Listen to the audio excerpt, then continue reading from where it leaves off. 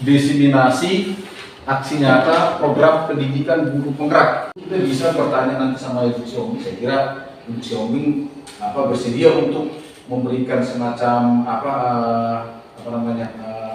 pembelajaran. Kalau yang namanya pembelajaran tentang implementasi kurikulum, tentu pada saat Ibu itu nanti tidak ada tugasnya, gitu ya Bu. Nah, dan kalaupun nanti ada waktu lagi, kita coba lagi untuk apa?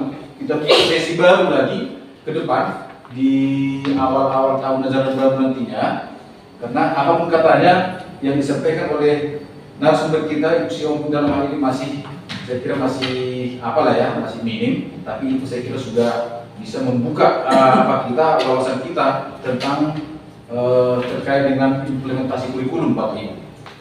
Maka untuk itu sekali lagi apa yang sudah dipaparkan oleh Ibu Xiaomi tadi, mari coba kita terapkan, coba kita laksanakan di lapangan, sehingga nantinya kurikulum Merdeka ini benar-benar kita laksanakan. Tidak hanya sebatas pernyataan ataupun hanya sebatas ungkapan Bapak Ibu. Nah, kira-kira seperti itu. Baik, kita lanjutkan untuk sesi yang berikutnya. Ini dari Ibu Xiaomi juga, ataupun yang menjadi tugasnya dari Ibu itu terkait dengan kapasitasnya sebagai guru penggerak, calon guru penggerak saja.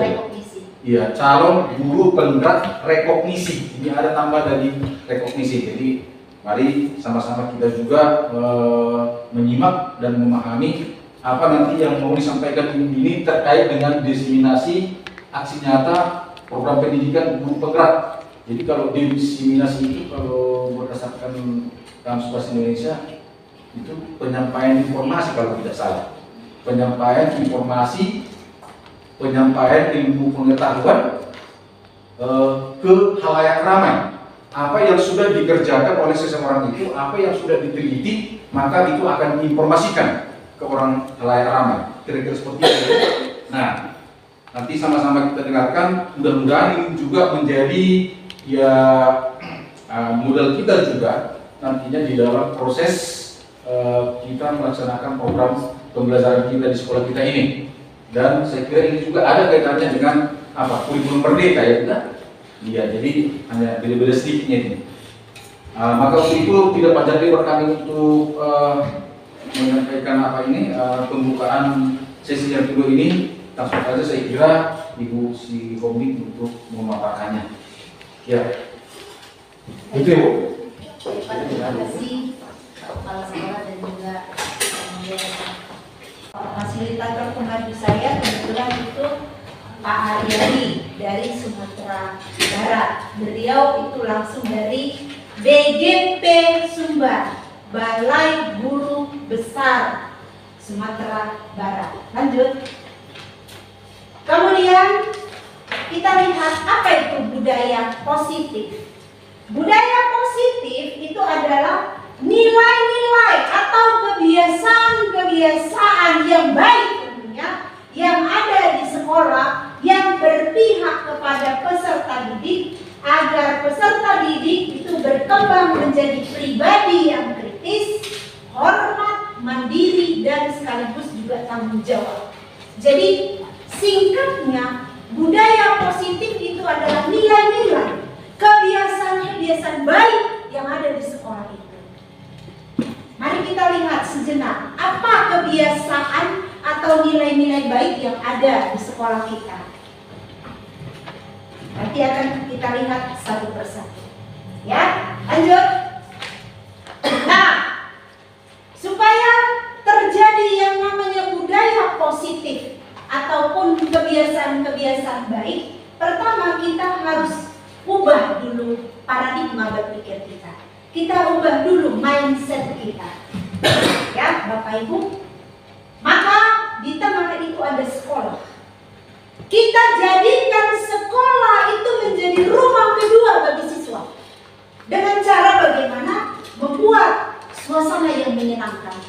Maka tadi Bapak Ibu itu saya ajak dulu senam. Ya, saya ajak senam buat ice breaking.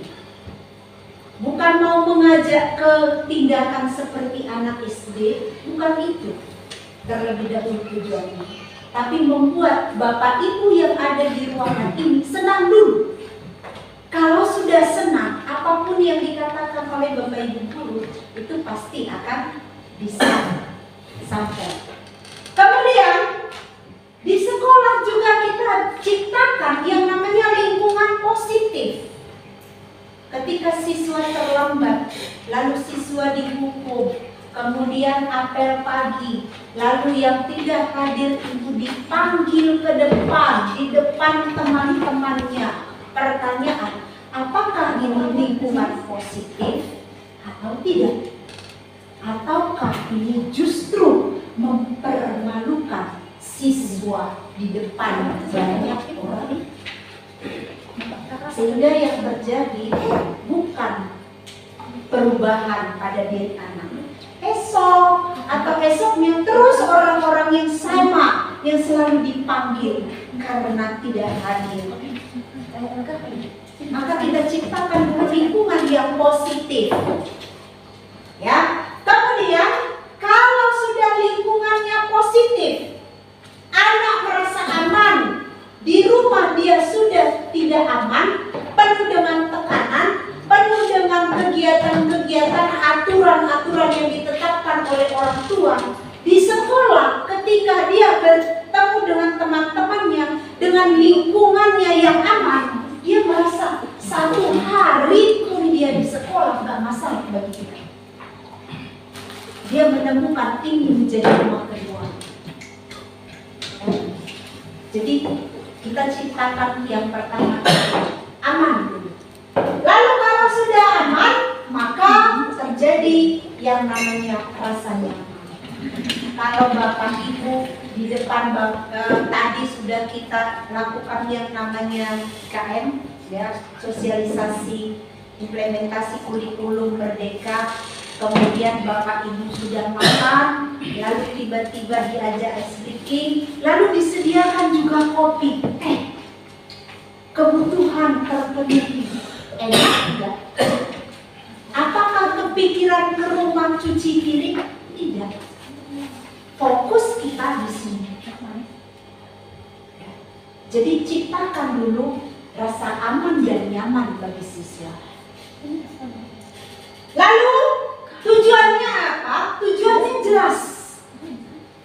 Di sekolah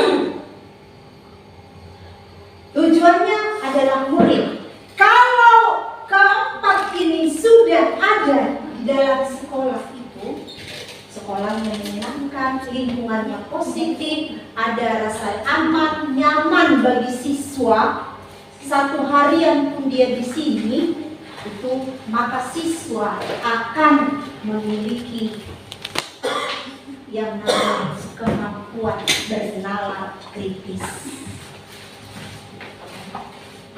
Kemudian siswa itu mampu bertindak sesuai dengan keyakinan kelas atau keyakinan sekolah yang sudah dirumuskan bersama.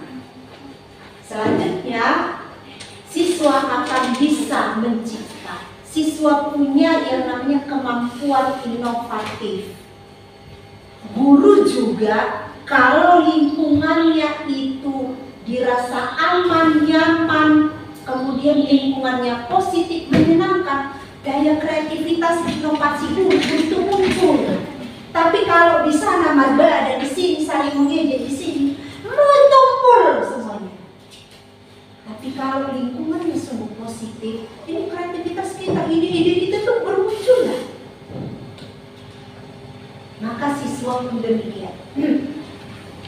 Kemudian siswa akan menjadi pribadi yang mandiri.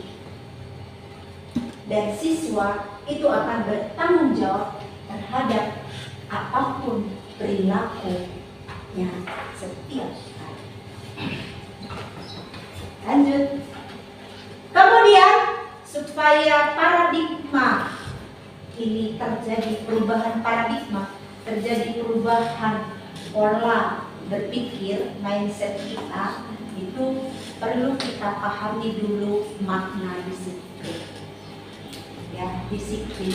Ketika kita berbicara tentang disiplin, itu orang sudah pada pemikirannya tentang yang namanya aturan, betul?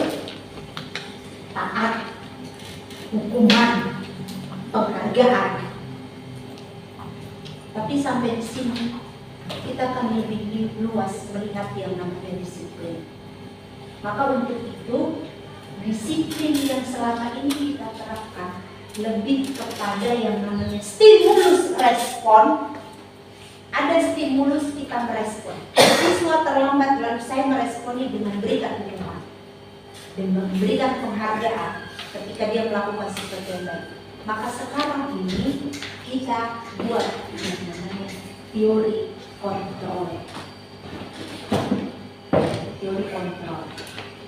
Nah, bagaimana guru itu menghadapi siswa? Tadi sudah dilihat, diperlihatkan dalam video bahwa ada 5 posisi kontrol sebagai guru. Nah, teori kontrol itu sendiri yang mana? Itu ada 3. Hukuman, penghargaan, dan juga menghargai diri sendiri. Maka mana yang kita pakai? Kan kita lihat bersama. Lanjut. Sekarang saya mau mengajak Bapak Ibu kanan kiri. Silakan Bapak Ibu menutup mata. Dan bayangkan di tangan Bapak Ibu, ya, saya bagi ini A, ini B, A, B, lalu Ibu A, B, A, B, ya, sudah. Tugasnya yang A, nih, yang merasa diri A, coba kepal tangan Bapak Ibu, bayangkan di tangan Bapak Ibu itu ada satu benda berharga. Sudah? Silakan tutup matanya. Bayangkan apa yang ada di dalam genggaman Bapak Ibu. Tugas yang B, silahkan bagaimana cara Bapak Ibu mencoba mempengaruhi si A. Entah dengan bujukan, entah dengan kasih uang, supaya si A tadi membuka tangan. Silakan, saya beri waktu 1 detik mulai dari sekarang mencoba untuk merayu si A. Silakan. Bagaimana caranya? Apakah si A itu mau membuka tangannya dan melepaskan dia berkaya di dalam tangan? Ayo, silakan. Ini kan pasangannya. Ibu pasangannya Pak Reison ya. Bapak pasangannya sana. Ayo. Ya. Sudah? Sudah? Siap? Oke, silakan.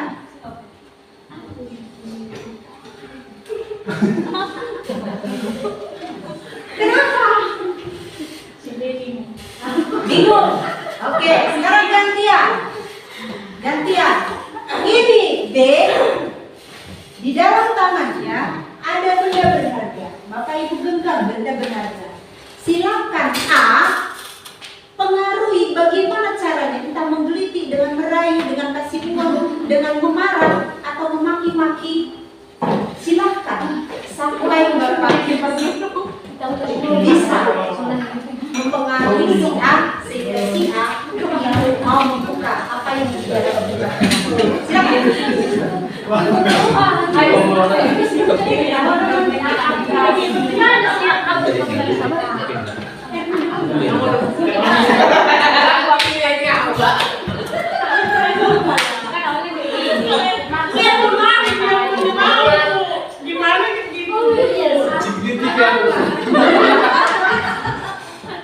Sudah? Oke, baik Bapak Ibu. Tamu guru manis. Aku manis. Dia manis. Kamu manis. Semua manis. Cuk. Baik, lanjut. Mari kita lihat. Apakah A atau B membuka kepalan tangan Anda? Tidak. Mengapa? Apa alasan A atau B membuka kepala tangan Anda? Maka Karena tadi mulai juga tanya kan yang pasangan saya contohnya tadi kan saya ngepal tangan. Jadi juga. Ini pasangannya kan gitu. Dia nggak bertanya apa-apa, diam aja. Jadi nggak ada penyelesaiannya. baik, ada tadi yang membuka kepala tangannya? Ada. Siapa? Oke. Kenapa? Kenapa ibu membuka kepala tangan? Padahal di tangan ibu itu ada benda berharga. Tinggi. Ada lagi? Ada yang membuka kepala tangannya karena dimarahi, karena dibentak-bentak, atau karena disodorkan sesuatu uang. Ada? Ada Bapak Ibu? Tadi nggak nyampe pemahamannya sampai situ tadi Bu. Kita nggak tahu menyelesaikan bagaimana karena pemahamannya tadi nggak sampai ke situ dia. Oke, baik. Tadi tidak sampai. Baik, sekarang apakah Anda, atau Bapak Ibu atau B menutup kepala tangan Anda? Kenapa? Yang tadi yang tidak membuka sebagus apapun rayuannya, entah dikasih harga, entah dikasih uang pun, entah digelitiki pun, tetap dia menutup genggaman tangannya. Ada? Karena memang harta yang paling berharga ini yang kita hayalkan di tangan kanan ini Bu. Tidak mungkin dikasih sama orang lain. Oke, harta yang berharga. Nah, dalam kegiatan ini sesungguhnya, pertanyaan saya, siapa pemegang kendali atau kontrol untuk membuka dan menutup kepala tangan? Kita sendiri. Setuju ya Bapak Ibu? Setuju ya Bapak Ibu? Baik, lanjut. Kesimpulannya adalah kita sendiri yang memegang kontrol atas kepala tangan kita. Apakah kita mau membuka atau menutup kepala tangan kita, itu tergantung pada diri kita masing-masing sesuai dengan kebutuhan kita. Artinya, kalau kebutuhan dasar Bapak Ibu sudah terpenuhi, sebanyak apapun rayuan, Bapak Ibu tidak akan membuka kepala tangan. Kalaupun Bapak Ibu mau membuka, itu pasti ada kebutuhan tertentu. Tergantung kebutuhan mana. Jelas ya Bapak Ibu? Siswa juga begitu. Ya, kita tidak bisa mengendalikan siswa. Kontrol ada pada mereka karena sesuai dengan kebutuhan dasar mereka. Sampai di sini nangkap? Mudah-mudahan ya. Lanjut. Nanti akan semakin jelas. Maka Dr. William Glasser dalam teori kontrol itu mengatakan 4 hal. Yang pertama, ilusi guru mengontrol murid. Nah, guru siswa itu akhirnya banyak membuka kepala tangannya, banyak membuka dirinya karena terpaksa ikut aturan main Bapak Ibu. Karena Bapak Ibu memarahi, Bapak Ibu memukul, mungkin Bapak Ibu memberikan yang namanya apresiasi, entah berupa permen, entah berupa buku dan sebagainya. Dia buka, sudah. Lalu yang kedua, ilusi bahwa semua penguatan positif, efektif dan bermanfaat. Artinya, sebagus apapun Bapak Ibu merayu, ketika anak itu kebutuhan dasarnya, ketika Bapak Ibu kebutuhan dasar Bapak Ibu terpenuhi, sebagus apapun itu di luar sana gak akan mempengaruhi. Kenapa? Karena tadi di tangan ini ada benda berharga. Gak akan mau saya buang benda berharga ini.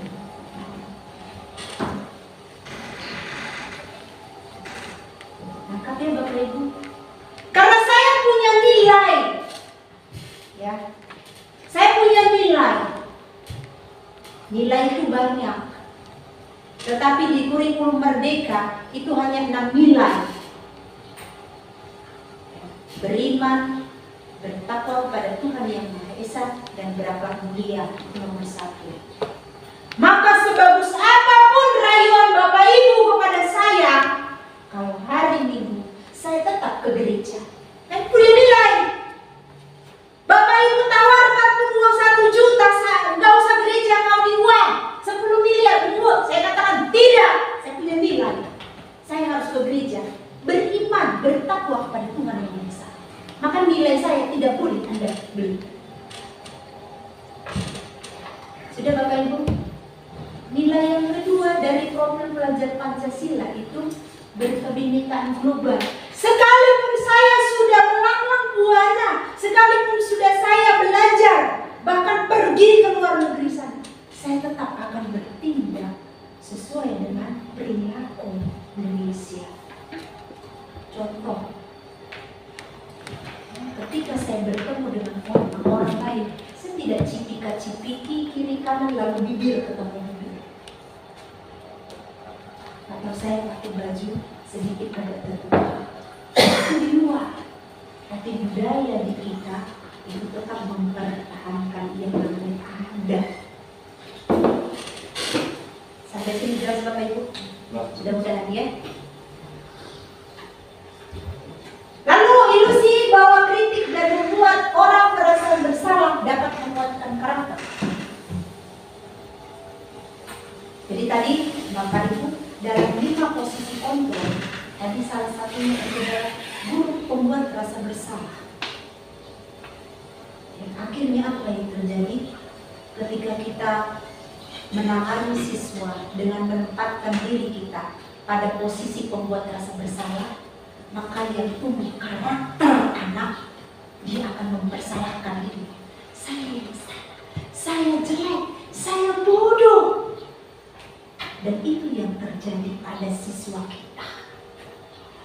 Maka lihat, Bapak Ibu tanya, apa yang gak tahu? Coba sebutkan Pancasila, gak tahu. Betul? Betul. Bapak Ibu tanya apapun, dia gak tahu. Ya, karena kita sudah pertama-tama menempatkan diri pada posisi pembuat rasa bersalah. Selanjutnya, ilusi bahwa orang dewasa memiliki hak untuk memaksa. Betul, kita bisa memaksa.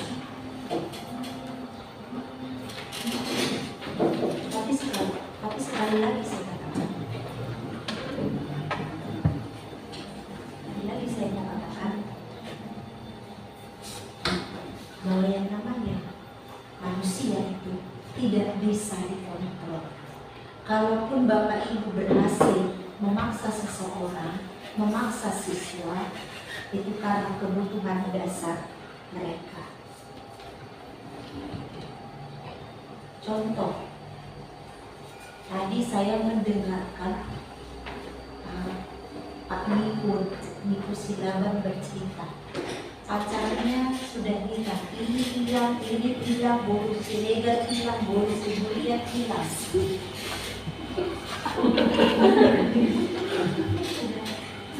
Kenapa bisa hilang?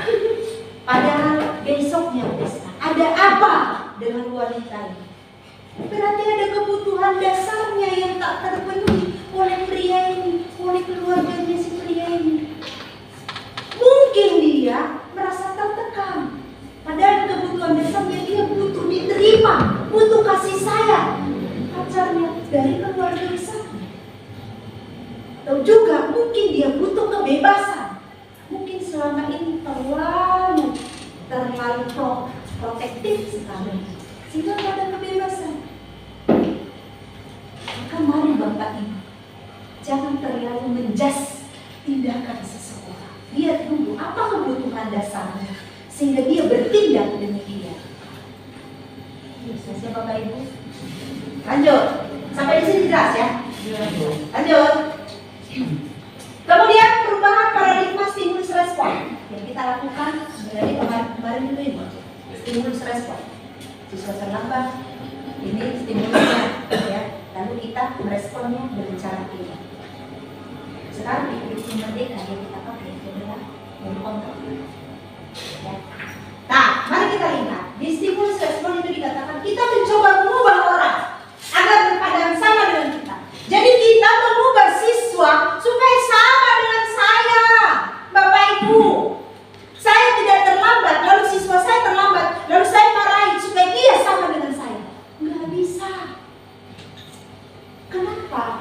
Orang itu berbeda, orang itu unik, memiliki karakteristik masing-masing. Maka di teori kontrol itu dikatakan kita berusaha memahami pandangan orang lain tentang dunia. Saya berusaha memahami pandangan Bapak Ibu. Saya mendapatkan sedikit. Nanti kalau misalnya kita ceritakan sesuatu kepada ini, nanti sampai kepada Ibu sendiri. Saya tidak di posisi stimulus respon Bapak Ibu, tapi saya berada di teori kontrol. Mau banyak pun laporan Bapak Ibu sampai ke telinga saya, itu saya mencoba memahami Bapak Ibu dalam pandangan lain. Saya berbeda dengan Bapak Ibu. Dan Bapak Ibu, sampai di sini jelas ya? Tangkap ya? Nah, siswa kita itu berbeda, nggak bisa kita samakan. Nggak bisa kita cetak mereka itu, bahwa mereka itu akhirnya gaya belajarnya semuanya auditif. Nggak bisa, maka mengajar dari awal sampai akhir menerangkan, nggak bisa. Maka harus kita pahami, ya. Selanjutnya, perilaku buruk dilihat sebagai suatu kesalahan. Betul. Ketika siswa terlambat, ketika siswa tidak kerjakan PR, ini kesalahan. Demikian Bapak Ibu? Iya kan? Itu yang kita lakukan kan? Tetapi di teori kontrol itu semua perilaku memiliki tujuan. Siswa terlambat ada tujuannya. Supaya apa? Supaya Bapak Ibu dekati dia. Nah, kenapa kamu terlambat? Tidak hanya dapatkan perhatian dari Bapak Ibu, dapat perhatian dari teman-teman, dapat perhatian dari orang tuanya. Mungkin orang tuanya tidak memberangkatkan dia dengan baik. Kebutuhan dasar dia itu adalah kasih sayang, ingin diterima. Lalu dia lakukan perbuatan-perbuatan yang melanggar keyakinan tadi, melanggar aturan. Sampai di sini Bapak Ibu jelas? Jelas ya? Bapak Ibu juga. Ketika Bapak Ibu melakukan sebuah kesalahan, ada kebutuhan apa yang mendasari Bapak Ibu lakukan itu? Ketika orang mencuri, ada kebutuhan apa sehingga dia selalu enggak saya yang mengambil? Ada kebutuhan apa? Mempertahankan harga diri ini kebutuhan apa? Ya, saya Bapak Ibu. Lalu orang lain bisa mengontrol saya. Ya. Tadi ibu si sebaya itu bisa mengontrol ibu Semamora, bercara mengkritik. Kenapa? Mungkin ada kebutuhan dasar yang tidak terpenuhi. Mungkin saat ini ibu itu sudah lelah sebagai seorang yang lagi berbadan dua, tapi dia butuh istirahat, kebebasan. Betul Ibu? Saatnya dulu ya. Iya. Maka biasanya orang-orang seperti itu perlu dikasih ice breaking. Baik. Ya? Ya? Enaknya dia lebaran jam-jam begini. Iya. Kemudian saya bisa mengontrol orang lain. Sekali lagi di teori kontrol itu Bapak Ibu tidak bisa mengontrol orang lain. Saya juga tidak bisa mengontrol Bapak Ibu. Bapak Ibu nggak bisa mengontrol siswa. Selanjutnya, pemaksaan ada pada saat rujukan gagal. Sinilah, ayolah kita cabut, ayolah kita merokok. Berhasil, padahal itu sebenarnya itu adalah rujukan gagal. Kenapa gagal? Karena mendapatkan si anak ini pada satu kebiasaan. Ya. Nah, kalau kita mengistilahkan orang ini pintar, mudah dipengaruhi. Sedangkan ini butuh kolaborasi, butuh konsensus untuk menciptakan pilihan-pilihan baru. Ketika ada siswa yang melanggar dalam tanda petik, melakukan sedikit pelanggaran terhadap aturan yang sudah disepakati bersama, tidak mampu, mari kita berkolaborasi. Oh, kayaknya ibu ini bisa menangani masalah ini. Saya mencoba untuk bantu. Bu, saya minta tolong, ada siswa saya begini. Bu sampaikan skenario kasusnya. Ada siswa saya begini, bisa bantu saya? Jadi perlu kolaborasi. Jadi pertama-tama bukan pada guru, wakil, kepala sekolah, kesiswaan yang menangani semua masalah, tapi mama bapaknya. Siapa mama bapaknya di kelas? Wali kelasnya. Jadi bapak ibu wali kelasnya sebagai mama dan bapaknya tidak tahu kebutuhan belajar mereka, tidak kebangetan. Maka perlu bapak ibu pahami. Kalau bapak ibu sebagai wali kelas tak mampu, baru bapak ibu sampaikan kepada guru tertentu yang menangani tentang guru BK. Ya. Tidak lagi mampu, baru kepada wakil kepala sekolah. Tidak lagi mampu, baru sampai ke kepala sekolah. Jelas ya Bapak Ibu? Ya. Kemudian di stimulus respon itu model berpikirnya itu saya harus menang, kamu harus kalah. Tapi di teori kontrol win-win solution, menang. Diharapkan siswa menang, guru menang. Diharapkan saya menang, bapak ibu menang. Ya. Jadi kalau masih ada menerapkan itu menang kalah, pokoknya mampus sekali itu. Siswamu itu, gak siswaku itu. Berarti bapak ibu masih ada di konsep paradigma lama. Ya bapak ibu. Lanjut. Nah, pertanyaannya apa itu disiplin? Kan begitu. Mari, nah, apa itu disiplin? Mari kita lihat lanjutannya. Next. Ketika mendengarkan kata disiplin, apa yang terbayang di benak Bapak Ibu? Apa yang terlintas di pikiran Bapak Ibu? Maka kebanyakan kita akan menghubungkan kata disiplin dengan kata tertib. Saya tadi sudah katakan. Kemudian kita menghubungkan dengan kepatuhan pada peraturan. Kemudian kata disiplin ini juga sering kita hubungkan dengan hukuman dan sebagainya. Nah, semua itu hukuman ini jalan terakhir. Dan kalau bisa tidak lagi diterapkan. Sudah Bapak Ibu, jangan lagi ya. Siap Bapak Ibu menjadi orang yang merdeka? Siap Bapak Ibu menjadi orang yang merdeka? Siap. Jangan buat seperti itu. Kalau Bapak Ibu tidak ingin dicubit, jangan cubit. Istilahnya begitu. Lanjut. Maka Ki Hajar Dewantara itu mengatakan, di mana ada kemerdekaan, disitulah harus ada disiplin yang kuat.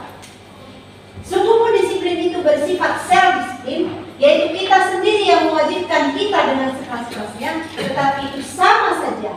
Sebab jikalau kita tidak cakap melakukan self-disiplin, wajiblah penguasa lain mendisiplinkan diri kita. Dan peraturan demikian itulah yang harus ada di dalam suasana yang merdeka. Jadi artinya Bapak Ibu, diri kita yang mendisiplinkan kita, bukan orang lain. Sekalipun ada aturan, jangan aturan itu yang mendisiplinkan kita. Pertanyaannya Bapak Ibu, kalau ada kepala sekolah, ada aturan yang sudah dibuat oleh sekolah, apakah Bapak Ibu tetap akan melaksanakan tugas tanpa melihat ujungnya? Apakah Bapak Ibu tetap melakukan tugas tanpa melihat kepala sekolahnya, tanpa melihat yang namanya peraturannya? Ataukah Bapak Ibu melaksanakan tugas karena saya lihat aturan, saya kan masuk jam 3. Ya saya harus tahu pada jam 3. Berarti kita melakukan karena peraturan. Ya, tangkapnya Bapak Ibu. Nah, pertanyaan saya sekali lagi. Apakah selama ini Bapak Ibu melakukan tugas, melakukan tupoksi Bapak Ibu sebagai guru membersamai siswa di sekolah ini karena peraturan atau karena kepala sekolah? Atau memang karena itu tanggung jawab saya? Tanggung jawab. Kalau sudah Ibu merasa itu tupoksi saya, itu tanggung jawab saya sebagai bentuk amanah yang dipercayakan kepada saya Saya yakin Bapak Ibu sudah menjadi orang yang disiplin. Jadi tidak ada pun peraturan di sekolah ini, tidak ada kepala sekolah, tetap Bapak Ibu akan datang dan terlibat. Sudah Bapak Ibu? Jelas ya? Nah, jadi jangan pernah lagi datang terlambat. Jangan lagi lihat disiplin, jangan lagi lihat kepala sekolah. Ada tidak ada beliau tetap laksanakan tugas. Disiplin adalah kemampuan memerintah diri sendiri dalam mengontrol dan menguasai diri untuk memilih tindakan yang mengacu pada nilai-nilai yang kita hargai dengan penuh tanggung jawab tanpa terperintah orang lain. Jadi kalau Bapak Ibu masih melaksanakan tugas karena aturan, Bapak Ibu belum orang merdeka. Bapak Ibu masih manusia terjajah. Karena Bapak Ibu terperintah oleh orang lain lewat aturan. Jelas ya? Jelas Bapak Ibu? Lanjut. Kemudian mari kita lihat teori motivasi perilaku manusia. Ya, teori motivasi itu ada dua, motivasi eksternal dan motivasi internal. Motivasi eksternal ini ketika orang menghindari ketidaknyamanan atau hukuman. Maka siswa kita ini banyak di posisi ini. Dia datang ke sekolah memang dia tidak terlambat. Tujuannya apa? Menghindari hukuman. Atau dia datang ke sekolah ini cepat, menghindari yang namanya untuk masak di rumah, untuk bantu orang tuanya.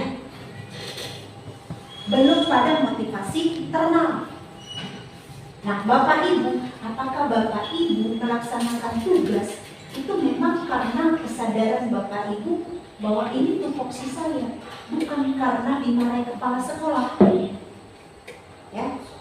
Nah, jadi menghindari. Lalu yang kedua itu juga masih motivasi eksternal, ya, untuk mendapatkan imbalan dari orang lain. Nah, buat sesuatu nanti kalau bagus kita beri hadiah. Ada satu kasus, ya, kasusnya seorang guru itu selalu memberikan penghargaan reward kepada siswanya. Kalau siswanya datang tidak terlambat, maka siswanya itu diberi cap bintang. Besoknya juga begitu, sehingga siswa itu rebutan untuk dapatkan bintang dari gurunya. Suatu ketika guru ini tidak hadir, lalu digantikan atau diinval oleh guru lain. Akhirnya apa yang terjadi? Siswa itu berdiri di depan kelas, lalu guru ini masuk. Mereka menanti-nantikan. Lalu guru ini karena tidak tahu aturan kesepakatan bersama di sana, dia suruh masuk. Lalu mereka protes. Kami biasanya itu ada yang namanya reward berupa bintang. Kenapa nggak ada sekarang? Maka selama pembelajaran berlangsung ribut terus. Jadi kembali lagi, siswa tadi mau belajar karena mendapatkan reward.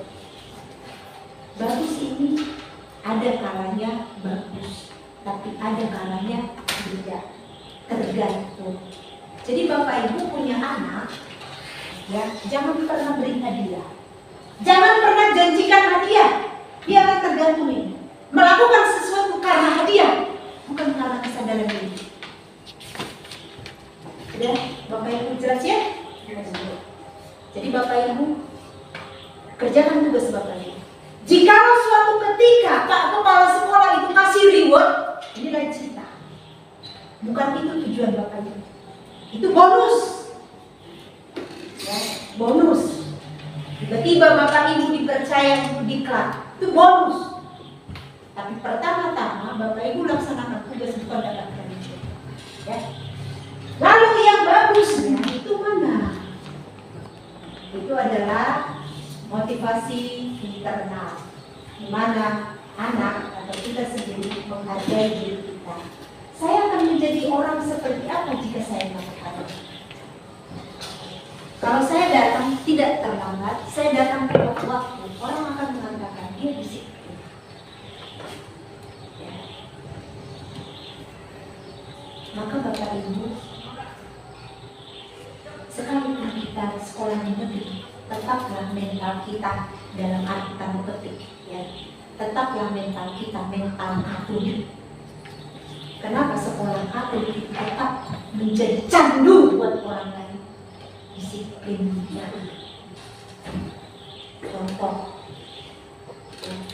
karena sudah dibiasakan yang namanya nilai religius, anak saya di rumah udah capek, dia tidur, tapi nanti tiba-tiba jam 11 dia terbang, dia duduk di buku. Kenapa? Disiplin. Nilai tadi sudah tertanam. Bapak ibu gaji pun dia mengatakan tidak.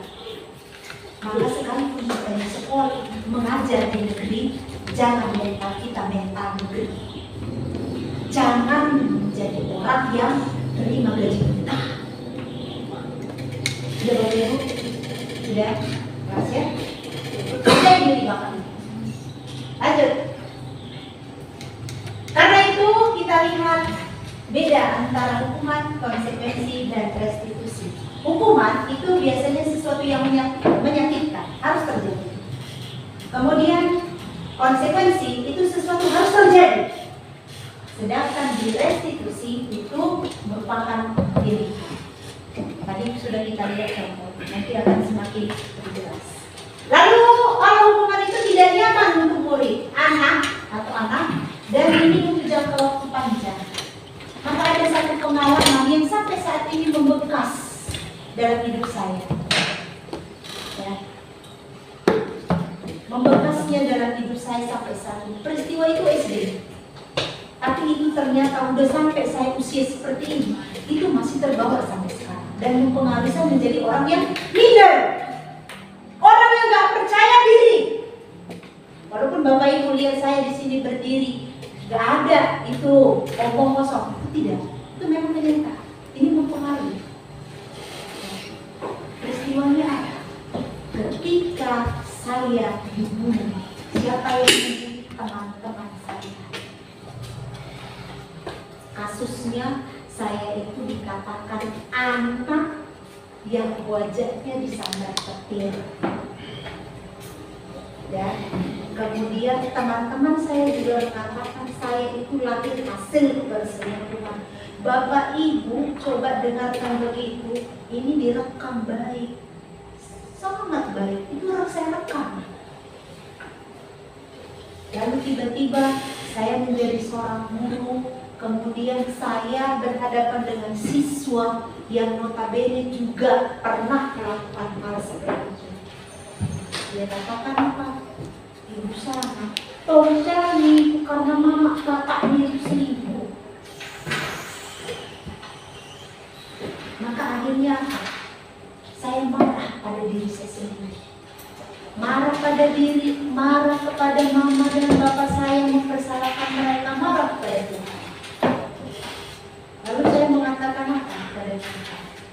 Tuhan, kau tidak adil, kenapa kau buat aku punya wajah seperti ini? Maka saya juga mempertanyakan kepada mama saya, betul gak aku ini anakmu? Kenapa aku jelek? Kenapa aku berbeda? Nah, dan itu sampai saat ini membekas.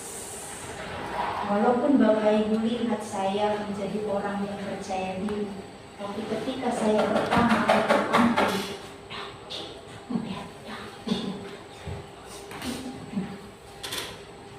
dan sebelum itu udah duluan ini, apa yang mau saya sampaikan? Apa yang mau saya sampaikan? Karena itu Bapak Ibu, jangan menanamkan sehingga siswa kita memiliki citra diri yang negatif. Mari kita coba untuk hindari yang namanya pemberian hukuman. Dan kita lakukan yang namanya tadi segitiga restitusi, ya, untuk menangani sehingga ada pilihan. Jadi mereka yang akan cari jawabannya, mereka yang akan melakukan apa yang menjadi kesepakatan tersebut. Kemudian korban mendapatkan,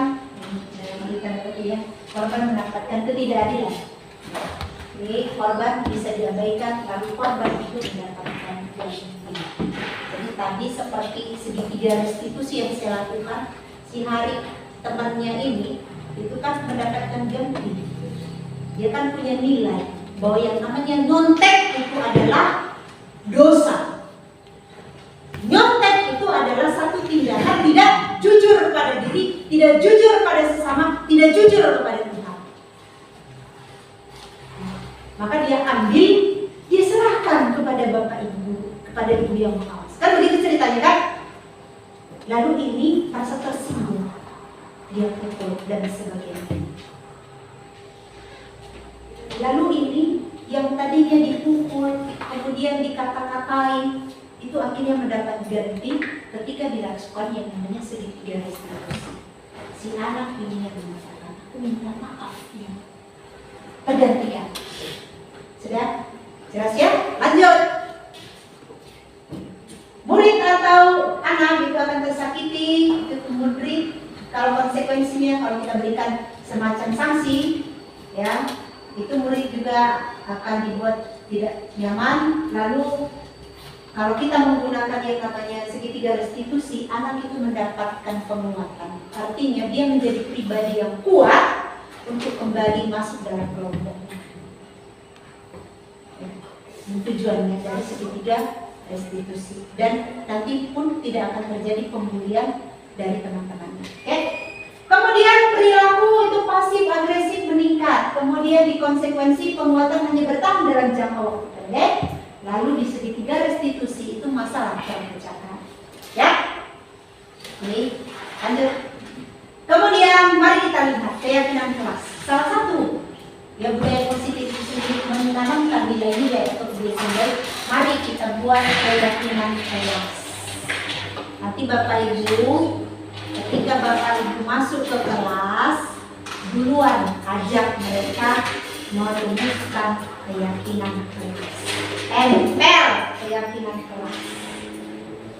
Dan buat di karton, tempel di papan tulis, tempel di dinding. Setiap hari mereka lihat keyakinan kelas ini. Ya, nah ini tugas kita. Itu salah satu keyakinan kelas itu adalah budaya positif. Kita ubah peraturan, gak lagi buat peraturan, tapi keyakinan kelas. Kalau untuk lingkup sekolah, kita buat yang namanya keyakinan sekolah. Saya lagi mendampingi Bapak Ibu guru yang ada di sana. Kami merumuskan keyakinan sekolah untuk beberapa guru di SMP Sejunjung, Kabupaten Sejunjung, Sumatera Barat.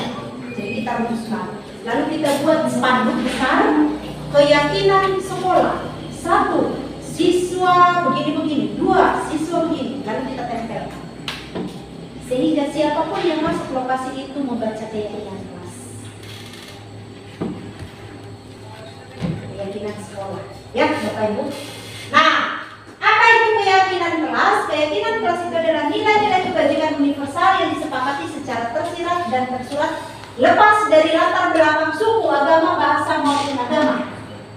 Jadi ini lepas ya. Jadi nilai-nilai profil pelajar Pancasila itu lepas dari agama manapun. Keenam itu. Beriman bertakwa pada Tuhan Yang Maha Esa dan Yang Mulia. Kemudian berkebinekaan global, kritis, gotong royong, mandiri, kreatif. Itu ada 6 ya. Kemudian seseorang akan lebih tergerak dan bersemangat untuk menjalankan keyakinannya daripada harus sekedar mengikuti serangkaian peraturan tertulis tanpa makna. Jadi keyakinan kelas ini akan bisa diikuti oleh semua siswa dan guru karena ini dari hasil curah pendapat. Bukan kita Bapak Ibu guru yang mengkonsep, tapi dari mereka. Ya, mudah-mudahan ya. Lanjut. Kemudian bagaimana pembentukan keyakinan kelas? Mari kita lihat Bapak Ibu. Nanti Bapak Ibu boleh buat di kelasnya masing-masing bersama dengan siswa di mana Bapak Ibu menjadi wali kelasnya. Pertama, keyakinan kelas itu bersifat abstrak daripada peraturan. Yang mana peraturan itu lebih rinci dan konkret. Ya, jadi abstrak dia. Kemudian keyakinan kelas itu berupa pernyataan-pernyataan universal. Dia harus jelas, ya. Kemudian pernyataan keyakinan kelas itu dibuat dalam bentuk kalimat positif. Jadi dilarang, tidak itu hilangkan. Jadi menghargai teman, menghargai sesama, menghargai diri sendiri, menghormati ini, menyayangi ini, dan sebagainya. Itu kalimatnya. Kemudian keyakinan kelas hendaknya tidak terlalu panjang sehingga mudah diingat dan dipahami. Jadi jangan panjang-panjang Bapak Ibu. Ya. Kemudian jangan terlalu banyak juga. Lalu semua warga kelas sebaiknya ikut berkontribusi dalam membuat kegiatan kelas lewat curah pendapat.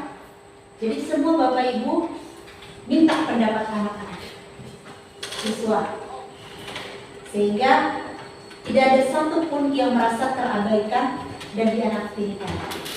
Selanjutnya, bersedia meninjau kembali keyakinan kelas dari waktu ke waktu. Jadi Bapak Ibu juga terbuka untuk dievaluasi. Oh, kalau keyakinan kelas kali ini tidak up to date lagi, mari kita ubah sesuai dengan kearifan lokal kita. Dan sekaligus juga memasukkan yang namanya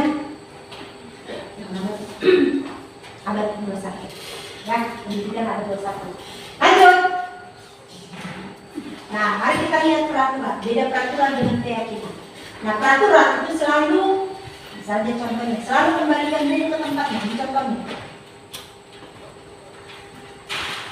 mengembalikan buku tepat pada waktunya di sana. Maka di sana adalah soal nilai jawab. Kalau misalnya dilarang mengganggu orang lain, nilai apa? Menghormati orang lain dan diri sendiri. Kemudian hadir di sekolah 15 menit sebelum pembelajaran dimulai. Nilai apa sana? Menghormati orang lain, komitmen pada tujuan. Berarti Bapak Ibu diharapkan siswa kita memiliki komitmen. Dan kita sendiri, jangan kita tuntut siswa, tidak terlambat, kita sendiri terlambat. Ya, sama-sama. Kemudian dilarang menggunakan narkoba. Nilai apa sana? Kesehatan. Kemudian dilarang melakukan kekerasan, keselamatan dan menghormati orang lain. Dilarang merokok. Apa itu? Nilai apa? Dilarang merokok. Kesehatan. Maka Bapak Ibu, kalau mengajar jangan merokok. Jangan sampai menerangkan Bapak Ibu rokoknya ada di sini lalu menerangkan di bawah begini. Jangan. Ada saatnya Bapak Ibu merokok. Sama tadi saya buat kesepakatan, ya kan? Nanti juga buat begitu. Jadi kalau anak-anak kita pun merokok, dikatain kenapa? Karena dia lihat Bapak Ibu guru, mama bapaknya itu merokok, maka dia juga merokok di kantin. Jadi kalau Bapak Ibu nggak merokok di lingkungan sekolah, dia tidak akan merokok. Ya. Selanjutnya, bergantian atau menunggu giliran. Nilai apa di sana? Menghormati orang lain. Menggunakan masker. Kesehatan. Jangan berlari di kelas atau koridor. Nah, ini contohnya. Jelas Bapak Ibu? Jelas ya? Udah bisa nanti merumuskan keyakinan di kelas masing-masing? Bisa Bu. Oke, ya. Lanjut. Kemudian mari kita buat keyakinan kesepakatan kelas. Dari kesepakatan kelas ini muncul menjadi keyakinan kelas ataupun keyakinan sekolah. Lanjut Bapak Ibu, ini contohnya. Jadi kembalikan dulu. Jadi contohnya Ibu buat di kertas. Ya, contoh misalnya di karton. Lalu suruh mereka menulis. Kita kasih post-it kepada mereka. Nah, buat berwarna-warni. Ini Bapak Ibu kasih sama mereka. Bagi. Satu, tulis. Suruh mereka tempelkan keyakinan kelas itu. Sehingga menjadi indah. Udah? Atau suruh mereka bentuk itu gambar love kah, gambar bunga kah, lalu ditulis di situ. Apa yang menjadi nilai? Ya, Bapak Ibu. Oke, lanjut. Nanti Bapak Ibu bisa berkreasi. Kemudian ada 5 kebutuhan dasar. Kebutuhan dasar yang pertama kali itu adalah yang bertahan hidup, survival. Apa saja itu harus ada makan, minum, tempat tinggal. Ini yang utama Bapak Ibu. Jadi kalau siswa kita ngantuk, bisa ada dua gendangnya. Karena lapar dan karena kekenyangan. Ya, jadi ini. Jadi tadi saya kasih solusi kepada Bapak Ibu guru di sana di Sumatera Barat. Mereka dalam 1 minggu itu mereka bawa makan 3 kali, hari tertentu mereka sediakan. Lalu Bapak Ibu guru makan bersama 15 menit. Baru sesudah itu mereka masuk. Ya. Kemudian dari kebutuhan bertahan hidup ini masuk yang namanya kesenangan. Pada dasarnya manusia mulai dari anak-anak sampai orang dewasa butuh yang namanya kesenangan. Bermain. Udah, maka lihat bapak kita tuh kan senang dengan game. Dia senang di sana. Dipanggil nggak mau makan. Mama juga begitu. TikTokan dia senang di sana. Betul nggak? Betul ya. Lihat siswa kita di kantin, saya selalu perhatikan. Udah dia buat, lalu dia mulai TikTokan. Senang. Itu kebutuhan dasarnya. Jadi harus dipenuhi. Ya. Kemudian ada kebebasan. Berikan kebebasan. Bukan begitu, salah itu. Jangan pernah katakan demikian. Contoh, salah jawabanmu itu. Kau dulu, salah juga. Kasih otot. Kau dulu. Ada meri orang ini sedorong. Mari kita buat kebebasan. Berikan kebebasan kepada siswa-siswi kita untuk mengungkapkan pendapatnya. Kalaupun itu keliru, maka hargai. Lalu mari kita coba luruskan. Bahasanya kan gampang ya. Ya. Mari kita luruskan. Pendapat tadi sudah baik, tetapi ada yang jauh lebih baik. Kan orang nggak merasa direndahkan ketika kita mengatakan begitu. Ya. Lalu kebutuhan penguasaan. Gitu. Apalagi siswa SMA SMK itu kan lagi cari identitas diri ya. Maka dia aja naik kereta kan dibuka yang namanya knalpotnya. Hebat dia. Ini kebutuhan dasarnya. Dia mau mengatakan aku dulu. Aku hebat, aku mantap, aku keren. Siapa yang bisa? Kayak aku. Jadi ada kebutuhannya. Mari kita mencoba mengalihkan kebutuhannya itu sehingga terpenuhi. Ya. Lalu ada kebutuhan kasih sayang dan rasa diterima. Siapapun manusia itu butuh ini. Kalau suami istri di rumah tengkar, lihatlah, maaf, yang belum menikah. Satu menghadap ke tembok kiri, satu menghadap ke tembok kanan tidurnya. Betul nggak Bapak Ibu? Gak ngomongan, egonya diperkuat. Tunggu dulu menanti ini yang ngomong. Sekaligus maksud. Ya. Demikian juga yang sudah pacaran. Kalau sedikit ada konflik,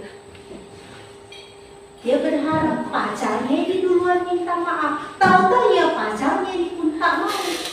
Akhirnya yang terjadi diam-diaman bisa 1 sampai 2 minggu.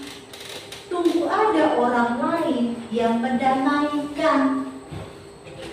Maka lihat Bapak Ibu kalau konflik di rumah suami istri yang terjadi amat, tunggu anaknya dulu. Mama sama Bapak kok gak ngomongan? Ngomong kok nak. Dia bersandiwara. Saya kan sudah lebih sendiri. Apa kabar dia dulu? Ya. Iya. Mudah-mudahan. Jadi kita butuh kasih sayang dari siapapun, termasuk dari rekan kita yang ada di unit kerja kita. Jadi sekali lagi Bapak Ibu, jangan ada yang namanya blok-blok. Udah? Lanjut. Ada 5 posisi kontrol. Ini tadi sudah. Tidak perlu lagi saya jelaskan, next. Lalu ini juga sudah, tidak perlu lagi, next. Kemudian pernyataan-pernyataan. Nah, pernyataan. Misalnya, saya kecewa sekali dengan kamu. Maka di sini adalah posisi guru sebagai orang merasa bersalah. Iya, jadi kan saya kecewa sekali dengan kamu, nak. PR-mu nggak pernah kau kerjakan. Ingat, itu kita dalam posisi guru sebagai buat merasa bersalah. Jadi apalagi sampai keluar maaf kata, saya harus mengungkapkan karena ada beberapa siswa yang sampaikan kepada saya. Maaf dalam arti tanda petik, jangan pernah mengatakan yang namanya alat kelamin laki-laki. Ini mereka, khususnya laki-laki, itu mereka merasa sangat-sangat merendahkan. Apalagi sampai mengeluarkan, saya harus katakan di sini, biar nih, tarik kamu. Jangan pernah Bapak Ibu. Tanpa kita sadari kita merendahkan diri dia. Dan tanpa kita sadari dengan kata-kata kita merendahkan diri kita sebagai guru. Jelas Bapak Ibu? Kamu tidak pernah benar melakukannya. Tidak pernah benar melakukannya. Berarti selalu salah. Ini posisi guru sebagai apa? Manusia itu sebelum ajal menjemput pasti ada perubahan. Sebelum Tuhan kasih titik dalam diri seseorang, berarti masih ada perubahan, masih ada pertobatan. Jadi karena itu Tuhan belum kasih titik, jadi kita jangan kasih titik. Tuhan kasih koma, tapi seringkali kita kasih titik. Jadi dalam hal ini saya mau sampaikan hal itu, nah, jangan, kamu tidak pernah benar, jangan. Lalu ayolah lakukan demi ibu atau bapak. Ini posisi kita sebagai apa? Udah tahu ya menempatkannya? Sekarang Bapak Ibu sudah pintar. Lalu apakah kamu mau mendapatkan stiker bintang hari ini? Ini sebagai apa? Mantap. Atau monitor. Mantap sekali ternyata guru-guru SMK 1 Semedi. Lalu bagaimana kamu bisa menyelesaikan masalah ini? Ini posisi kita sebagai apa? Tidak mencari siapa yang salah. Selanjutnya, kamu selalu yang paling terakhir. Sebagai apa kita di sini? Jelas ya Bapak Ibu, posisi kita di mana ketika menghadapi siswa yang bermasalah? Ya, oke. Selanjutnya, mari kita lihat segitiga restitusi. Apa itu segitiga restitusi? Segitiga restitusi itu adalah proses menciptakan kondisi bagi murid untuk memperbaiki kesalahan mereka sehingga mereka bisa kembali pada kelompok dengan karakter yang lebih kuat. Jadi di sini kata kunci adalah menciptakan kondisi. Ujung-ujungnya siswa memiliki karakter yang kuat. Dia tidak minder lagi kepada temannya ketika dia buat salah. Dia menjadi pribadi yang tangguh, pribadi yang bertanggung jawab atas apa yang dilakukan, dan pribadi yang nanti. Jadi kata kunci menciptakan kondisi. Maka Bapak Ibu ciptakan kondisi. Kondisi yang bagaimana? Kondisi yang memperbaiki kesalahan, bukan mencari kesalahan. Kata kuncinya di sana. Jelas ya? Nah jadi dan nanti saya tidak ingin lagi siapa yang buat salah. Berarti di situ Bapak Ibu posisi sebagai pembuku, bukan manajer. Maka sekali lagi memperbaiki kesalahan. Lalu apa yang harus dilakukan guru? Pertama, membantu murid lebih memiliki tujuan di disiplin positif serta memulihkan dirinya setelah berbuat salah. Ya, jadi di sini kata kunci guru itu membantu. Caranya bagaimana? Dengan pertanyaan-pertanyaan yang bermakna. Ya. Jadi Bapak Ibu yang ada di sini, harapannya nanti ketika Bapak Ibu lakukan yang namanya posisi kontrol sebagai manajer, kita nggak butuh lagi yang namanya guru BK. Karena Bapak Ibu pasti bisa selesaikan. Ya. Selama ini karena kita belum tahu posisi mana, akhirnya kita lempar ke BK. BK pun mengalami kesulitan karena dia juga bermasalah dengan diri, tidak tahu menyelesaikan. Maka akhirnya begitu-begitu saja. Nah sekarang, sesudah tahu posisi saya sebagai guru adalah pencari, penyelesai masalah, bukan pencari siapa yang salah, maka saya bertugas membantu dengan pertanyaan-pertanyaan bermakna. Lemparkan pertanyaan. Ya. Lalu yang kedua, membantu murid untuk jujur terhadap diri sendiri. Maka supaya murid itu jujur, maka si guru itu harus mampu membuat pertanyaan yang bermakna. Jangan sembarang pertanyaan. Tahu dulu kasusnya. Selanjutnya, guru itu memberikan penawaran, bukan paksa. Tadi tanya, Naren, bagaimana kamu menyelesaikan? Kan belum, tidak paksa, tidak dari guru. Bagaimana? Oh, saya akan bangun pagi Bu, saya setel. Lalu kalau misalnya setel itu nggak bisa, apa selanjutnya? Oh, saya suruh kakak saya untuk mengingatkan. Selain itu, mama saya. Jadi ada pilihan-pilihan untuk menyelesaikan. Jelas ya Bapak Ibu? Jelas ya? Oke. Lanjut. Oke, ini segitiga restitusinya. Ada 3 tahapannya. Yang pertama, stabilkan dulu. Menstabilkan identitas. Kita stabilkan dulu identitasnya. Ya. Jadi apa sih masalahnya? Oh, masalahnya itu tentang siswa yang terlambat. Kita stabilkan.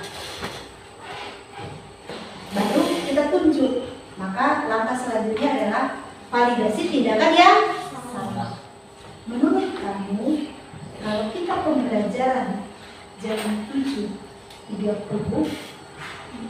jam 7, kamu datang 7.20, apakah itu benar?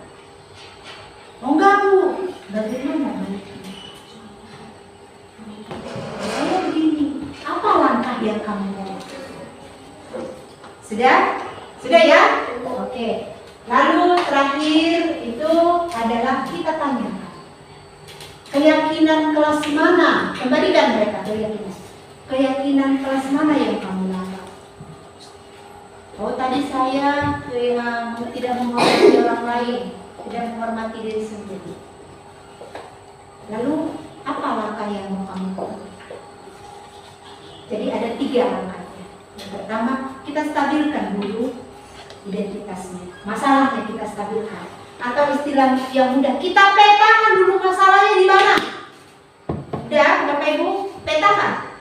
Baru kita lakukan yang namanya tindakan validasi. Ini salah atau benar? Biarkan dia menjawab.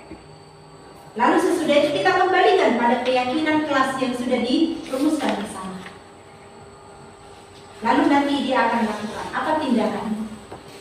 Tindakan yang terakhir. Oh, saya tindakan saya begini. Dan besoknya kita lihat ada nggak perubahan? Biasanya ada. Dan oke, lanjut. Ini harus ditampilkan, nggak usah lagi. Saya sudah jelaskan tadi. Ini juga sudah. Next terus. Apa ini? Apa itu? Jelas ya? Nah, saya ingin supaya video tadi dimunculkan kembali. Video zaman penjajahan Belanda. Mari Bapak Ibu kita perhatikan. Ada suara?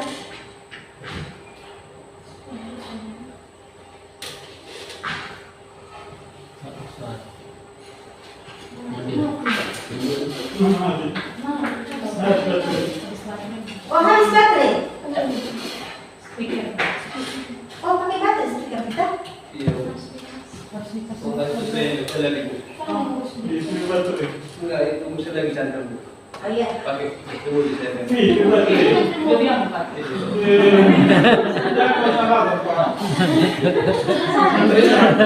Baik, silakan berdiri itu Bapak Ibu.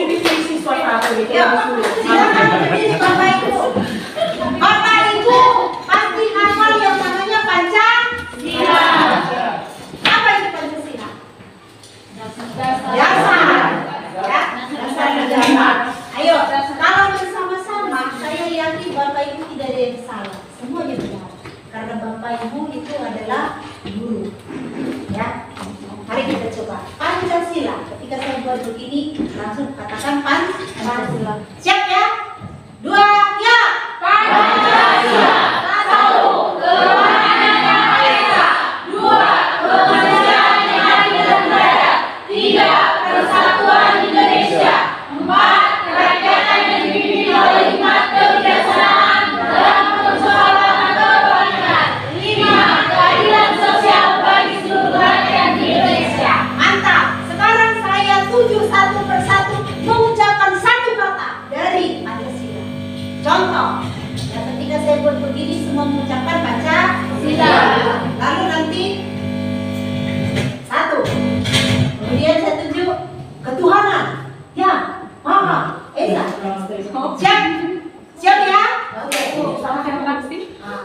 Konsentrasi.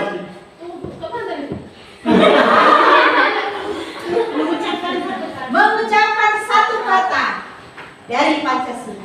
Siap? Pancasila. 1. Wah. Ini terlalu semangat. Yang saya Oke, siap. Gak apa-apa. Salah itu manusiawi. Siap? Pancasila. 1. Ketuhanan yang Maha Esa.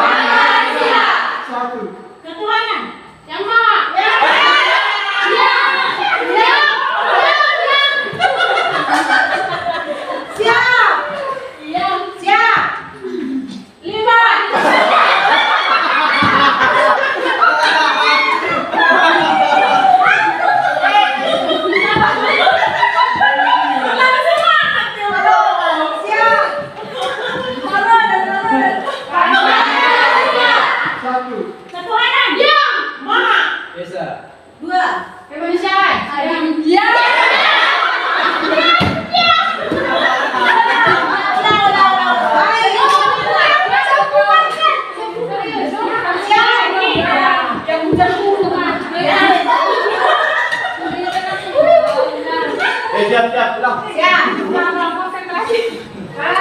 Pancasila. 1. Ketuhanan Yang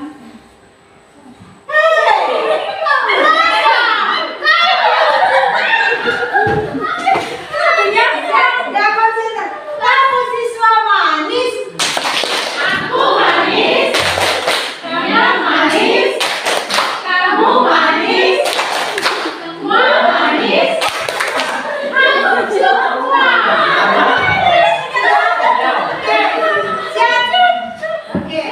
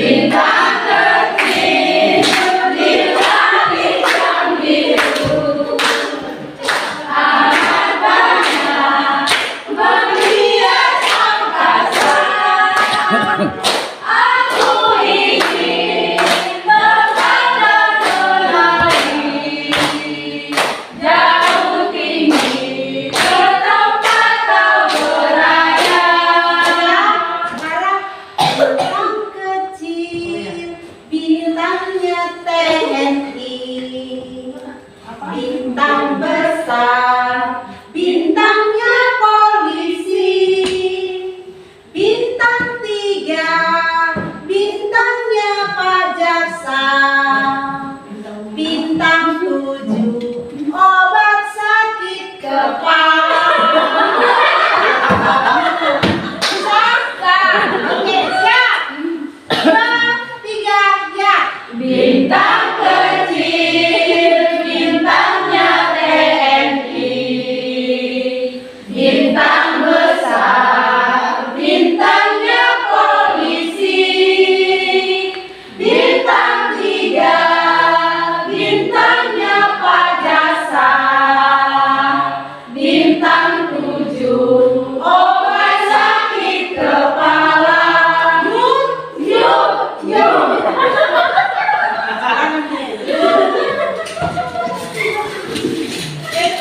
Sudah, Bapak Ibu, sudah bisa menonton videonya.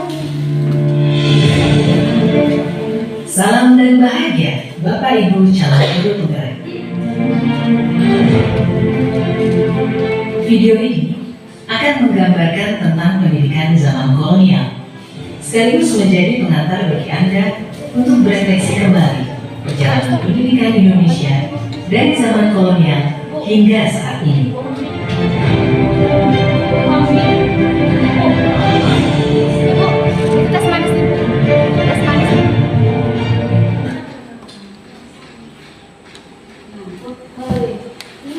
Tahukah Anda, pada tahun 1854, beberapa bupati menginisiasi pendirian sekolah-sekolah kabupaten, tetapi hanya untuk mendidik calon-calon pegawai.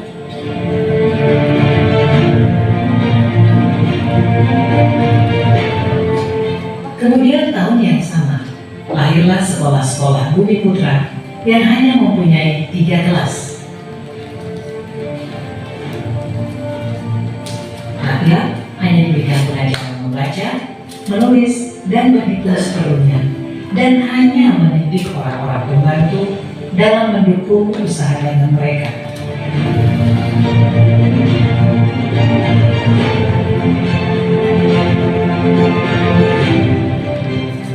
Pemerintah Hindia Belanda memberikan kelonggaran kepada para calon mubir dokter Jawa untuk mendapatkan pendidikan dan pengajaran.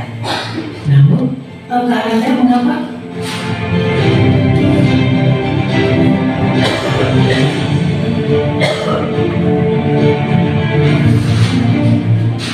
Pada tahun 1920, lahirlah cita-cita baru yang mengimpikan perubahan radikal dalam pendidikan dan pengajaran.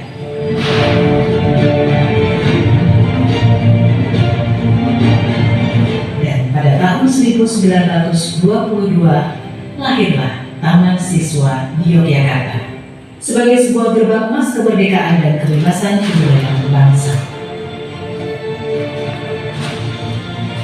Taman Siswa ada sebagai jiwa rakyat untuk merdeka dan bebas.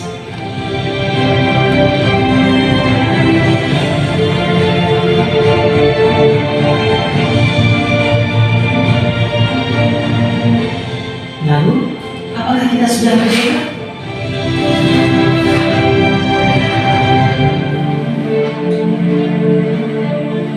Video ini adalah pengantar menuju video kedua, Filosofi Pendidikan Ki Hajar Dewantara. Salam dan bahagia.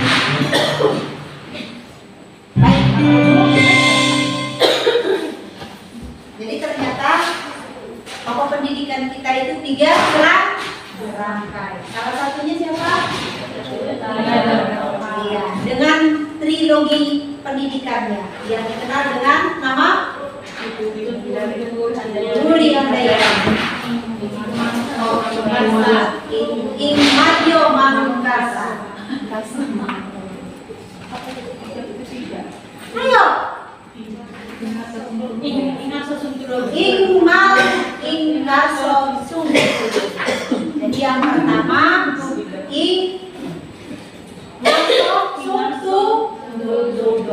menjadi apa? Menjadi apa nih? Menjadi teladan, motivator, pemimpin.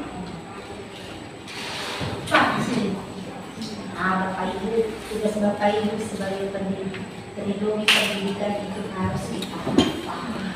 Ya, baik. Selanjutnya saya mau mengajak Bapak Ibu sedikit ya untuk melihat bagaimana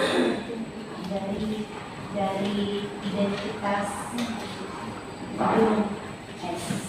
Silakan video ini.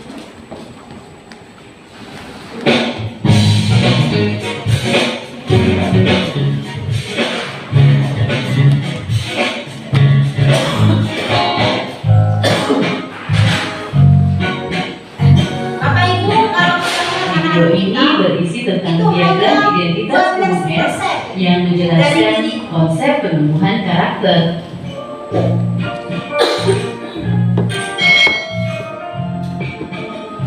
Fenomena gunung es di lautan dapat menggambarkan bahwa apa yang terlihat di permukaan tidak dapat menunjukkan sebesar apa yang tersembunyi di bawah permukaan laut.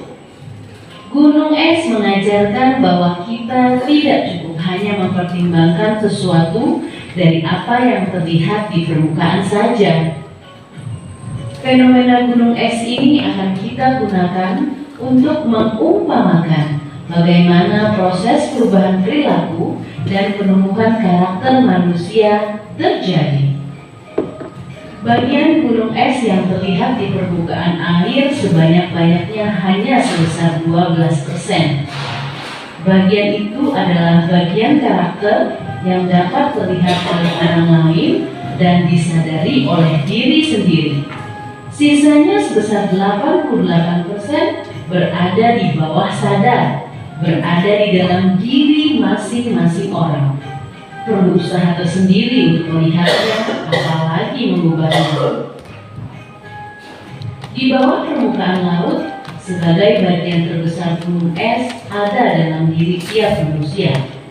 Di sana diumpamakan ada sebuah kotak hitam yang berisi nilai-nilai, kepercayaan, pola pikir, soft skills yang kesemuanya mendasari bagaimana seseorang berperilaku.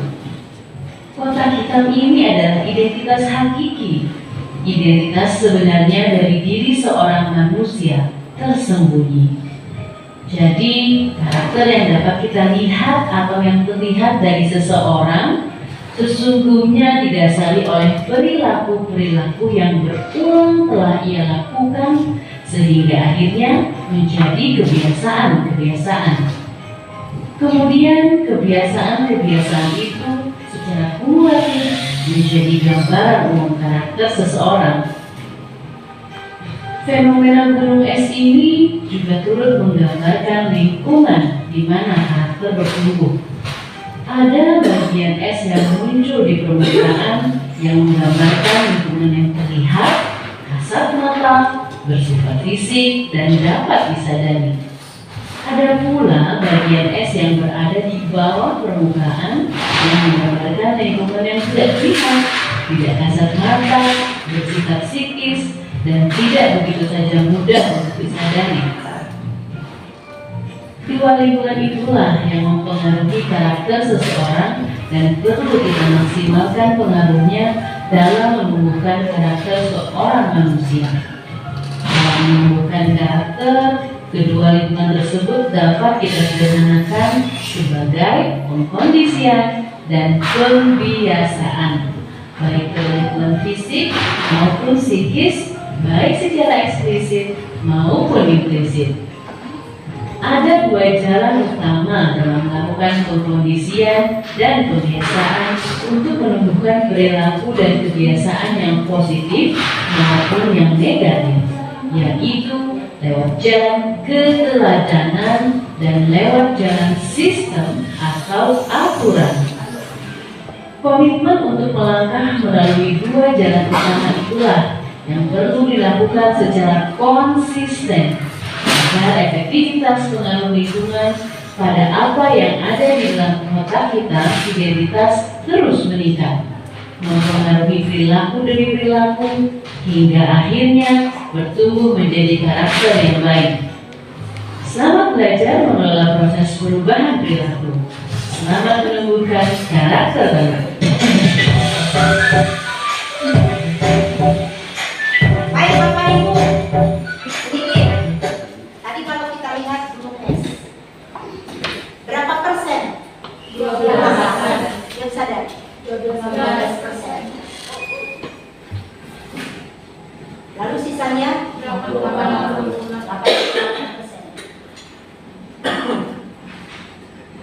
Mau sadar ya?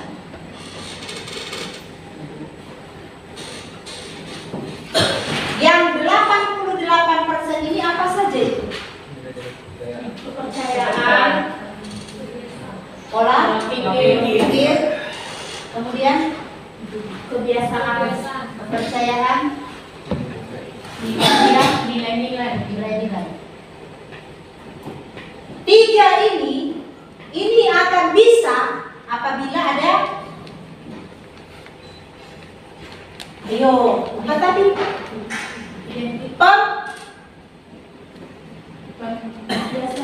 Pembiasaan. Dan juga ada kebenaran. Ini yang harus dimunculkan dari siswa. Ini tugas Bapak Ibu. Tanamkan pembiasaan baik. Kalau di sini yang 12% ini sudah menjadi perilaku. Dari perilaku akan muncul yang namanya kebiasaan. Dari kebiasaan akan muncul karakter. Jadi apa yang terlihat pada siswa itu belum begitu, belum dirinya, masih ada di 12%. Maka tadi saya katakan, sebelum Tuhan kasih titik, jangan pernah kasih titik dalam hidup siswa. Artinya Tuhan masih pakai kita. Tuhan akan masih mengubah seseorang. Tuhan akan membuat orang itu bertobat. Jadi jangan pernah kasih cap pada diri seseorang. Karena 88% itu masih yang tidak kelihatan nilai-nilai. Lalu tugas kita menumbuhkan nilai-nilai ini dengan keteladanan hidup kita dan pembiasaan. Beda pembiasaan dengan kebiasaan. Kalau dia sudah di umur 42, 40 tahun, mengubah kebiasaan yang sulit.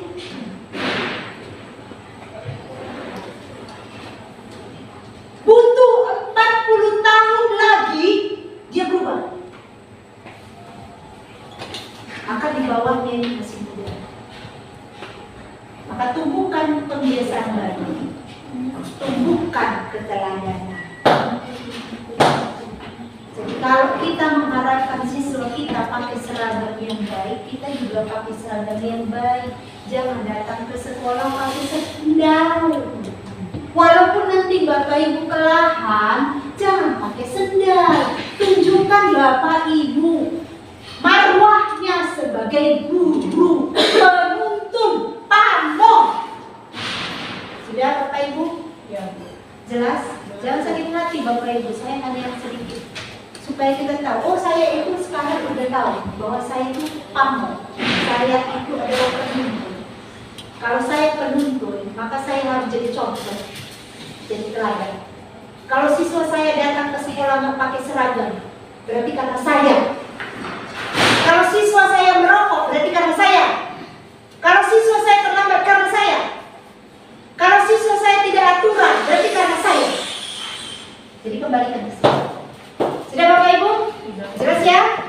Jadi tidak lagi mempersalahkan siswa, tapi salahkan diri. Sudah? Kita dulu di rumah. Maka kalau kita udah berubah, kita menjadi orang merdeka, maka kita pun menjadikan siswa yang merdeka. Bukan menjadikan siswa yang menjadi orang yang terjajah, terbebani. Sampai di sini Bapak Ibu, ada yang mau bertanya dulu, silakan. 2-3 orang. Bagaimana pelaksanaannya, kemudian bagaimana perasaan ibu, bapak, lalu apa tindak lanjut selanjutnya? Baik, silakan 3 orang. Ya, 1. Apa lagi? Oke, Ibu Juliana, masih ada lagi? Oke, 3 orang. Oke. Baik, saya persilakan kepada Ibu. Terima kasih kepada narasumber yang saya kesempatan untuk memberikan sedikit evaluasi tentang implementasi kurikulum merdeka dan juga diseminasi aksi nyata program pendidik guru penggerak oleh Ibu.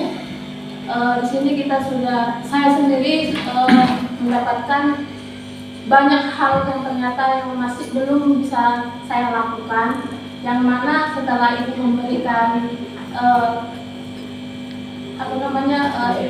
pemaparan implementasi kurikulum merdeka dan bagaimana cara kita mendekatkan seorang murid dan bagaimana kita mendapatkan sebuah solusi yang kita hadapi terhadap murid. Dan untuk suatu hari ini cukup menyenangkan bagi saya dan biarlah menjadi suatu hal yang baru nanti yang akan kita laksanakan di kegiatan pembelajaran di semester ini. Sekian evaluasi dari saya. Terima kasih.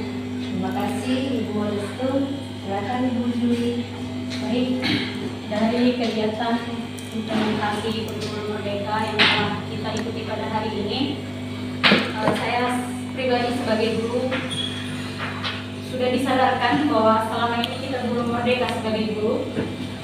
Kemudian melalui pemaparan yang telah diberikan oleh Ibu narasumber tadi, menyadarkan kita bahwa kita akan bisa memperbaiki kesalahan strategi yang telah kita lakukan selama ini, dan untuk tahap selanjutnya kita akan memperbaiki diri terlebih dulu dari gurunya sendiri, maka akan bisa menerapkannya kepada siswa-siswa kita di sini. Harapannya semoga kita boleh menerapkan kurikulum merdeka di sekolah kita ini dengan baik itu secara pengetahuan dalam pembelajaran kepada siswa maupun pendekatan atau yang namanya pendekatan melalui individual, sehingga bisa mengembangkan karakter siswa kita. Siswa kita tidak hanya dibina untuk mengembangkan pengetahuan, terlebih harus didahulukan dengan pengembangan karakter yang berakhlak mulia. Terima kasih. Terima kasih Ibu Juli. Silakan Pak. Baik, terima kasih atas waktu dan tempat yang diberikan. Di sini kami mengucapkan terima kasih atas arahan dan bimbingan Ibu tentang implementasi kurikulum merdeka dan diseminasi aksi nyata program pendidikan guru penggerak. Di sini ada pun yang perlu kami terangkan bahwa yang tadinya kami kurang memahami apa itu artinya merdeka dan bagaimana cara mengimplementasikan kurikulum merdeka itu sama siswa. Ada beberapa tadi yang mengenal dan kami terima kasih. Yang awalnya kami masih ragu dan bimbang tentang cara mengimplementasikan kurikulum merdeka. Di sini ada nanti, semoga nanti dalam percobaannya kita atau kami semua Bapak Ibu yang di sini berhasil dengan cara menuntun, bukan menghukum siswa lagi, mengajari sesuai minat dan kemampuan siswa tersebut. Di situ sedikit yang sangat-sangat kami dapatkan tadi dan akan kami terapkan nantinya untuk pembelajaran selanjutnya. Terima kasih. Baik, terima kasih. Kita beri aplaus yang meriah untuk kita semua. Selanjutnya, saya ingin supaya kita yang ada di sini melakukan evaluasi untuk segala kegiatan yang sudah kita lakukan, mulai dari pagi, siang, sampai sore. Mulai dari salamannya, kemudian materinya, makanannya, kemudian apa saja. Silakan Bapak Ibu. Ada yang terlebih dahulu mau mengungkapkan, silakan. Materinya bagaimana, kemudian tempatnya bagaimana, narasumbernya bagaimana, kemudian makanannya bagaimana. Silakan. Terima kasih untuk kesempatannya Ibu narasumber.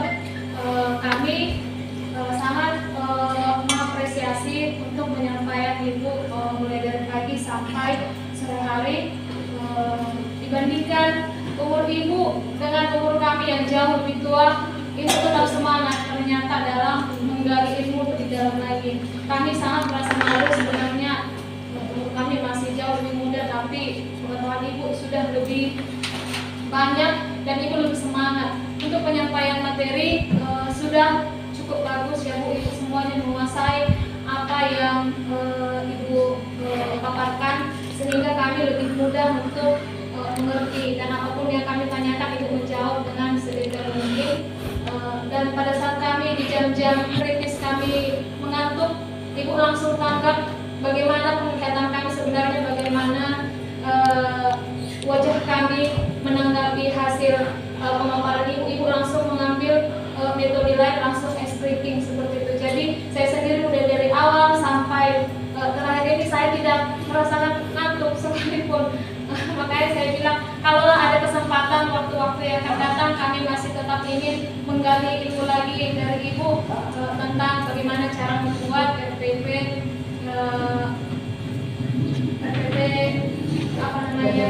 berdiferensiasi tentang kurikulum merdeka Ibu. Dan dari segi makanannya kami mengucapkan terima kasih Bu, kami sudah makan dan minum sepuasnya. Semoga di lain kali seperti ini juga dan ada tambahan sedikitnya. Terima kasih Ibu. Ibu sekalian, makanan dari saya dari sekolah. Kemudian ada lagi Bapak Ibu yang mau mengungkapkan? Ada? Oke, silakan Ibu. Ada. Ya, terima kasih untuk waktunya memberikan. Saya hanya mengungkapkan perasaan yang mulai kita tadi, mulai dari pagi, siang sampai sekarang menjelang malam dan sore dan Ibu. Semua pemaparan Ibu itu mudah-mudahan nanti bisa kita lakukan di sini. Kita sama-sama berharap nanti terlaksana apa yang disampaikan Ibu. Kalau soal tadi mengenai materi yang Ibu sampaikan, sebenarnya bisa kami pahami, cuman kita belum bisa karena belum pernah atau sudah kita laksanakan, tapi belum sepenuhnya. Saya sadar sendiri Bu, di sekolah ini sebenarnya di antara guru-guru ini, seperti yang Ibu bilang tadi, sudah ada sebagian guru yang melakukan, ibaratnya yang pernah melakukan pembelajaran, contohnya Merdeka Belajar ini, tapi belum sepenuhnya. Tapi kita berharap nanti mudah-mudahan seperti yang Ibu bilang tadi mengenai pelima. Kenapa tadi saya tanyakan itu? Karena semua saya lihat kegiatan pelima. Saya penasaran pelima itu apa sebenarnya. Jadi kepengen tahu aja. Jadi setelah Ibu jelaskan tadi mengenai pelima itu, mudah-mudahan sangat bermanfaat untuk kita guru di sini. Apalagi di sini kan guru-gurunya masih muda-muda. Kita berharap lebih baik di sekolah ini, lebih maju, karena memang hanya kita berdua yang paling tua di sini Bu. Kita berharap pelimanya ataupun kurikulum merdekanya berhasil di sekolah kita ini. Soal tadi semua yang Ibu sampaikan, mudah-mudahan kita bisa laksanakan di sekolah ini. Saya hanya mengevaluasi sampai di situ Bu. Dan saya sangat berterima kasih dari materi yang Ibu sampaikan tadi. Kita memang sangat membutuhkan itu Bu selama ini, karena memang kita itu masih ragu-ragu untuk menyampaikan kurikulum merdeka itu bagaimana. Kadang kita memang belajar dari media sosial mengenai kurikulum merdeka ini, tapi kan ragu untuk menyampaikan di sini karena kebetulan kita di tahun ajaran baru ini kelas 10 kan penuh dia kurikulum merdeka. Mudah-mudahan nanti yang Ibu sampaikan itu bisa kita terapkan. Terima kasih. Oke, baik. Sekali lagi Bapak Ibu, mari kita beri aplaus untuk diri kita masing-masing.